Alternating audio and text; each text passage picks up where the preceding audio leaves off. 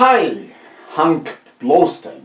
Hi, Max Kohn. How are you? I'm very happy to see you today. You're in Paris. Yes, I seem to be. And you're a drawer. Yes, I am. That's my... Since when?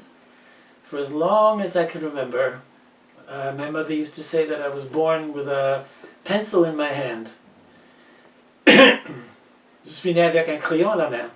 So, when you were a little child, you were drawing. Yes, I was. We used to live on the ground floor of an apartment house, and I would sometimes stand at the kitchen window, looking out and making pictures. And also when I was young, I was very fascinated by Walt Disney's characters. And my mother let me, when I was about 8 or 9 years old, paint the wall of the bedroom with the 7 Dwarfs and Pinocchio. But nobody taught you to draw. Well, you could say that in a way. I studied art in school. I specialized in it in high school and also in university. I have a bachelor in fine arts from New York University. And of course I was exposed to, much of the great art of the world and so forth. And if I have learned anything, I have learned, I think, from artists that I admire, artists who touch me. The king, of course, the emperor is Mr. Rembrandt. And I just came yesterday. Yesterday I was once again, for the second time, at the Louvre in the Département de Cabinet des Dessins. And in my very hands I held original drawings by the master. And I would say he's my greatest teacher. But Rembrandt is painting faces. Haha, let me educate you, Okay. Monsieur le Dr. Kohn.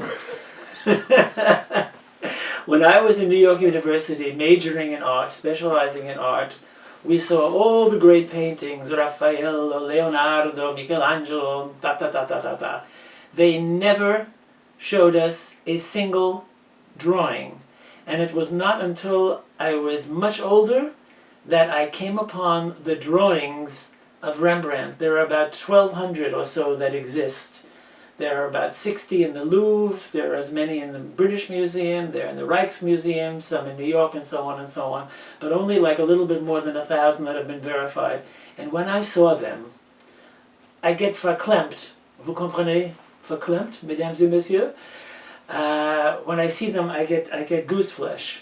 And I realize that this is my mission. This is exactly the same way he went around Amsterdam drawing mothers and children and old people and Jews and merchants and so on and so on. That's my job in the 20th and 21st century. To go around and wherever I am and wherever I'm inspired, when I see a face like yours, I will take out, I always have pencils in my pocket, pens in my pocket, and I always carry my my carnet with me, at least one, sometimes 2 or 3, as you see, so that I can be ready. I've already done 3 drawings this morning on my way here. What did you draw this What did I morning? draw? Well, I can show you. No, okay. We were walking the second one down. This one? Yes, we were walking toward the subway, and I saw a man sitting on a bench. And I asked Miriam, my wife, if she would please stop so that I can do this. Show it to us. Voilà. This is on the Rue du Faubourg Saint-Antoine, near the hotel we are staying in. Mm-hmm. And I saw this man, and it just something about his hat, something about the way his legs were crossed, and I love the benches in Paris. I hope they never get rid of them, because there are certain beautiful things that should be kept forever. Can you see it? Yes, we can see it. And the second one? The second drawing, I'm sorry, is in the bottom carnet. And that one came when Miriam stopped to get a drink. And I saw a man sitting on a bench. Mm-hmm. Again, so today was a bench day, a get gebenched tug. And so I did this. I'm trying to show it. Okay. That's okay. Don't move it. Okay. So what is it exactly? No, don't move it. It's a man sitting on a bench near the station, the subway station of Chaligny. C'est ça? Chaligny? And I just liked the way he was sitting, and I liked the shadows and the lights and the benches and so forth. So the third one? And the third one, we were coming here, and we were changing trains at the Madeleine, and there was a train stoppage of some sort, and we were there for about 20 minutes or more. And so I liked the way the people were standing and waiting, and the crowd, and I love the Paris subways. Mm-hmm.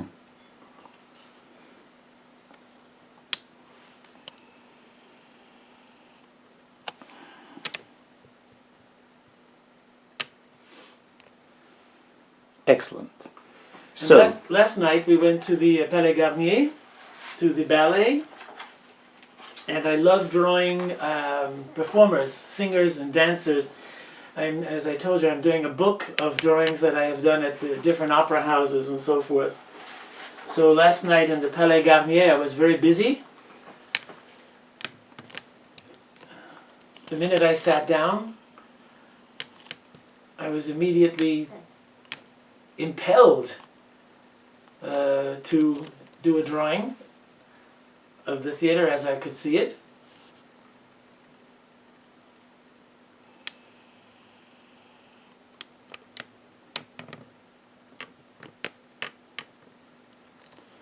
So these are the following series is some of my proudest achievements because I draw dancers while they are dancing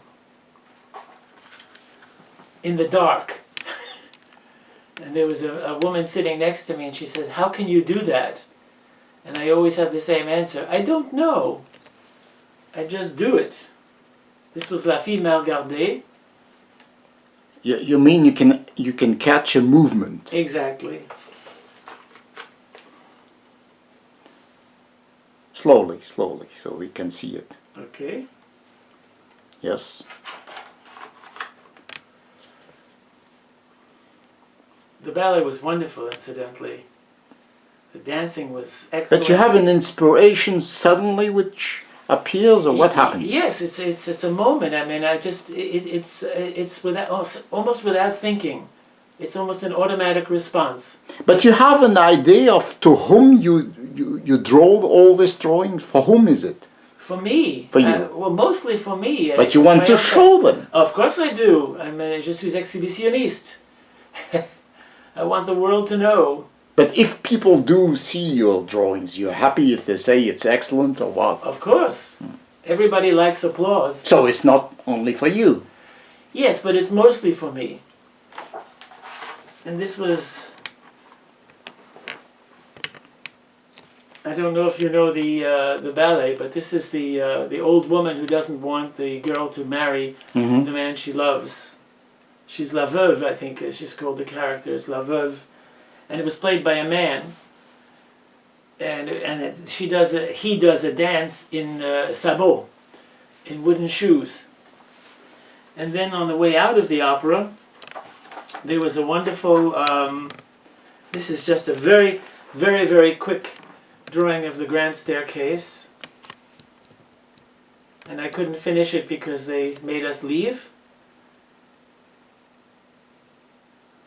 And last but not least, while we were standing outside, there was a Latin band of about 20 musicians. And while they were playing, Miriam and I were dancing. And then I decided to draw the statue under Mr. Pergolesi's name on the facade of the Opera House.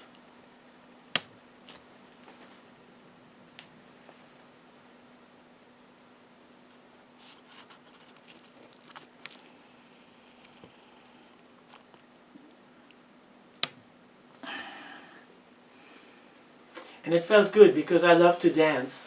And so when you come out of the theater and you've been sitting there while other people are dancing, it was nice that there was this band there and I was able to dance too, outside on the steps.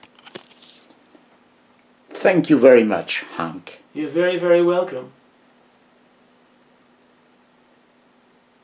Mon plaisir.